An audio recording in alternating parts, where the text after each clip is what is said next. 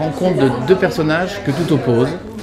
Lui, un vicomte en fin de race, on va dire, qui se retrouve dans une chambre de bonne et qui depuis 15 ans n'est pas sorti parce qu'il souffre d'agoraphobie. Et elle, femme qui s'est mariée depuis 25 ans et qui a décidé de faire des sites internet de rencontres et qui vient pour rencontrer un des personnages qu'elle a eu sur son site de rencontre. Il se trouve que lui attend plutôt sa propriétaire pour un constat de dégâts des eaux. Donc ces deux personnages vont se rencontrer alors qu'ils n'ont rien à faire ensemble.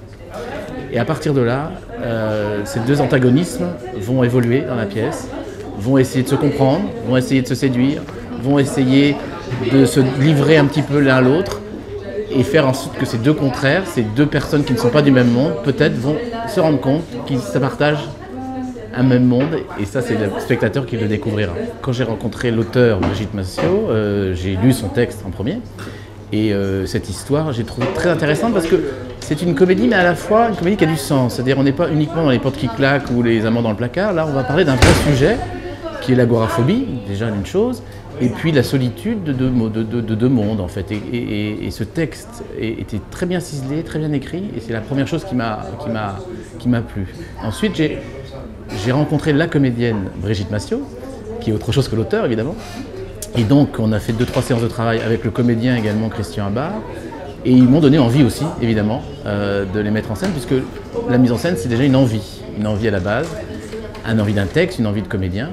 Et je trouvais que non seulement ce texte leur correspondait bien, mais que ces deux personnages, je pouvais les faire évoluer dans une mise en scène très sobre.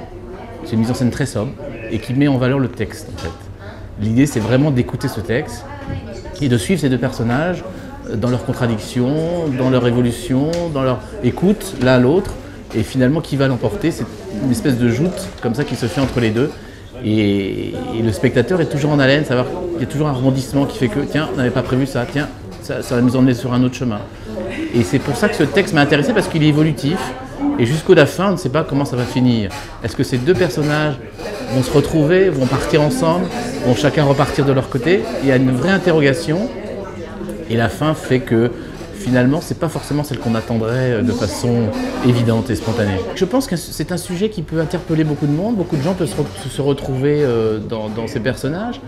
On voit au début de la pièce que le personnage masculin est bourré de toc, de manie. Il est fou du nettoyage, il est fou du rangement, il est tout seul chez lui. Beaucoup de gens ont des tocs. Et donc le public est déjà venu, se reconnaît dans beaucoup des travers qu'il peut avoir, donc ça fait sourire, ça fait rire. Alors évidemment on les a poussés un petit peu parce que le théâtre c'est aussi ça, hein, mettre la loupe sur nos petits défauts et nos contradictions.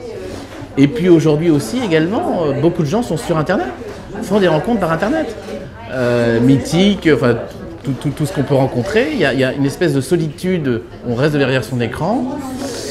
Est-ce qu'on franchit le cap? Pas toujours. Des fois, on reste simplement en dialogue sur Internet. Et il se trouve que ce personnage décide d'y aller.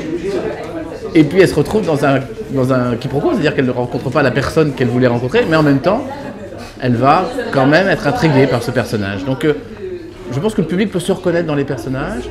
Et ensuite, la comédie fait que, on va dire des choses aussi qui sont...